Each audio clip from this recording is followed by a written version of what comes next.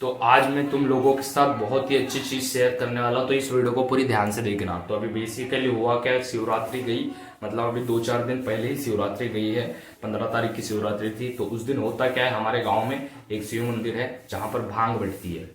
तो हर साल की तरह हम वहां पर जाते हैं और गुरुदेव का आसन लगता है। आसन के बाद, समाप्ति के बाद वहां पर भांग बढ़ती है और सभी को बढ़ती है।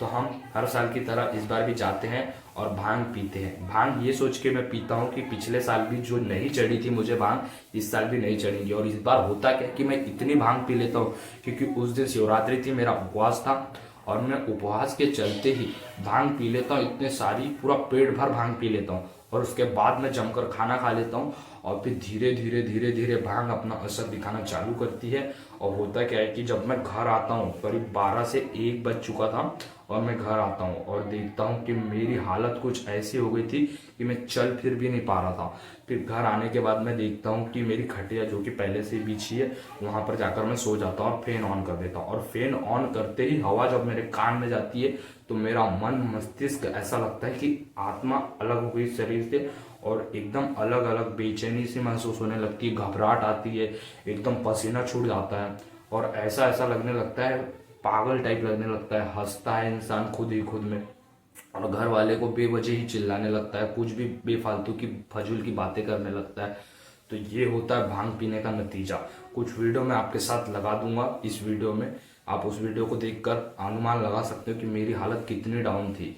और फिर मैं घर आने के बाद फिर से अपने पिताजी को बोलता हूँ कि पिताजी मुझे मंदिर ले चलो, मुझे अच्छा नहीं लग रहा, मुझे घबराहट हो रही, मुझे ऐसा लग रहा वैसा लग रहा। फिर मैं मंदिर जाता हूँ और देखता हूँ कि वहां पर मेरे 2-4 दोस्तों को भी जम के भांग चढ़ चुकी है। क्या बड़े भी आए रहो यार, हो गया चलो यार। अबे पकड़ना, किसको पकड़? अबे चल लड्डू चल यार, क्या नाम है उसका? अबे पकड़ना रोटी बे चल राज, अबे उसको पकड़ पे भाई, बाटल और वो गिलास पे राज, राज चल जा बे, अभिषेक करके आ जा। मोनू शर्मा क्या इनकी वीडियो बना भी ज्यादा इनको क्या बोलते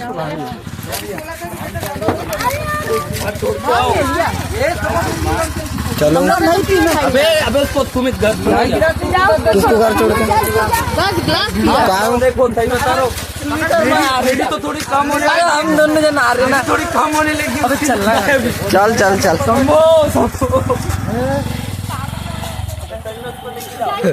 ए भेजन काय तो हो रहा है आपने नाटक ही करा, एक बार मारो सही में, झूठ नहीं बोल रहा मैं तो सीधा चल नाटक में ज्यादा कर रहा है ना। और भांग पीने के बाद जब मैंने सर्च किया कि भांग पीने से आखिर होता क्या है, तो भांग पीने से हमारे माइंड में कुछ डोपामिन रिलीज होते हैं जो हमें हैप्पीनेस हार्मोन होता है उसको बढ़ा देते हैं और हम बेफालतू ही बेफजूल के हंसते जाते।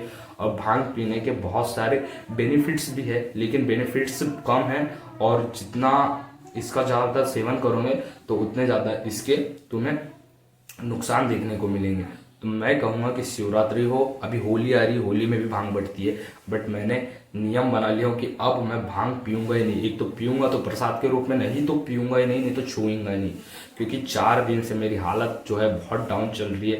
ना तो मैं शारीरिक रूप से खुद पर ध्यान दे पा रहा हूँ, ना तो मानसिक रूप से और ना तो आध्यात्मिक रूप से, क्योंकि माइंड पूरा स्टक्ट हो चुका है और मुझे कुछ भी समझ नहीं आ रहा है। तो मैं बस अपना भाई होने के नाते आपसे बस इतनी सी छोटी सी इन्फॉर्मेशन शेयर कर रहा हूँ कि भांग मत पियो, और पी ही रहे हो तो प्रसाद के रूप में थोड़ी सी पियो और उसके बाद मत पियो। क्योंकि इस बात का अगर तुम ध्यान रखते हो ना तो तुम्हें लॉन्ग टर्म जो तुम्हारा माइंड पर डैमेज पड़ेगा ना, तुम्हारी याददाश्त थोड़ी कमजोर होती जाएगी और तुम्हें हर चीज धुंधला धुंधला दिखते जाएगा। क्योंकि मेरे साथ ऐसा हुआ है, मैं भूल गया काफी सारी चीजें और अभी 3-4 दिन कैसे निकल गए मुझे पता भी नहीं चला। तो ये होता है भांग पीने का नतीजा। तो ये छोटी सी इंफॉर्मेशन थी जो मुझे आपके साथ शेयर करना था। जितने भी मेरे भाई लोग ये सोच रहे हैं कि होली में हम भंग बनाएंगे और भंग बनाकर रंग लगाएंगे और फिर भंग को पिएंगे, तो भाई सोच समझ कर पीना।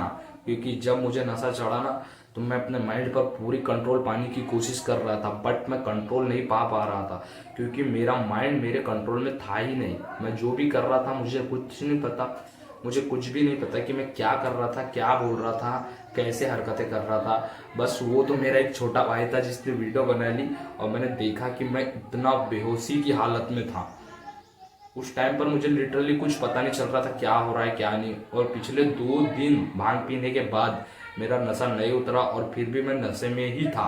हाँ, आज फाइनली 4 दिन हो चुके हैं और इसके बाद भी मुझे ऐसा लग रहा है कि हल्का हल्का नशा है, बट मेरी बॉडी उसे अडॉप्ट कर लेगी धीरे धीरे और मैं फिर से पूरी तरह स्वस्थ हो जाऊंगा। मुझे ऐसा अनुमान है, क्योंकि अब मैं डेली अपने फिजिकल और मेंटल हेल्थ पर फिर से फोकस करने लगा हूँ। क्योंकि शिवरात्रि थी बेसिकली, तो शिवरात्रि में मुझे उतना समय मिला नहीं, क्योंकि 4 दिन पहले से कार्यक्रम स्टार्ट हो जाते हैं शिव मंदिर में, तो मैं 4 दिन से वहीं पर फंसा था। तो अब मेहनत होगी खुद पर, खुद की बॉडी पर, खुद के माइंड पर और खुद के इमोशनल सेल्फ पर, और फिर से ताकतवर बनूंगा, फिर से मजबूत बनूंगा, फिर से बलवान बनूंगा। और मैं आपसे भी अपना भाई होने के नाते यही कहना चाहता हूँ कि ऐसी गलती दोबारा ना कीजिए और अपने शारीरिक रूप से खुद को मजबूत बनाने पर, मानसिक रूप से खुद को मजबूत बनाने पर और इमोशनली तौर पर खुद को मजबूत बनाने पर ध्यान दीजिए। जब आप खुद को मजबूत बनाने पर ध्यान देते हो तो कोई भी बाहरी ताकत हो, बाहरी चीज हो, तुम्हें रोक नहीं सकती। और जो तुम करना चाहते हो वो तो तुम करके ही रहते हो। अगर तुम्हारा एक हायर थॉट बिलीव सिस्टम बना लिया है तुमने, तो फिर तुम्हारे लिए कोई भी चीज़ इम्पॉसिबल तो हो ही नहीं सकती। क्योंकि ये मेरे साथ होता है, क्योंकि मैंने खुद को इतना शारीरिक मानसिक रूप से घसा हूँ और आज जाकर मैं यहाँ पर पहुँचा हूँ। आज तुम मुझे यूट्यूब पर देख पा रहे हो, सुन पा रहे हो, मैं इतने अच्छे से कम्युनिकेट कर पा रहा हूँ बिना किसी स्क्रिप्ट के, बिना किसी नॉलेज गेदर किए हुए। तो वो सब है मेरे एक हायर थॉटिव बिलीव सिस्टम। मेरे अंदर का बिलीव सिस्टम इतना स्ट्रांग है कि मुझे जो करना है मैं वो करता हूँ, और जो मुझे अच्छा नहीं लगता, जो मुझे नहीं करना, वो मैं नहीं करता। तो आई होप कि इस वीडियो से कुछ ना कुछ नॉलेज मिली होगी और आपने इस वीडियो से बहुत कुछ जरूर सीखा होगा।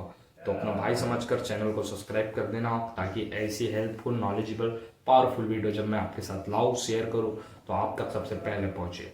धन्यवाद, मिलता हूं आपसे नेक्स्ट वीडियो में। तब तक के लिए मेहनत करते रहो।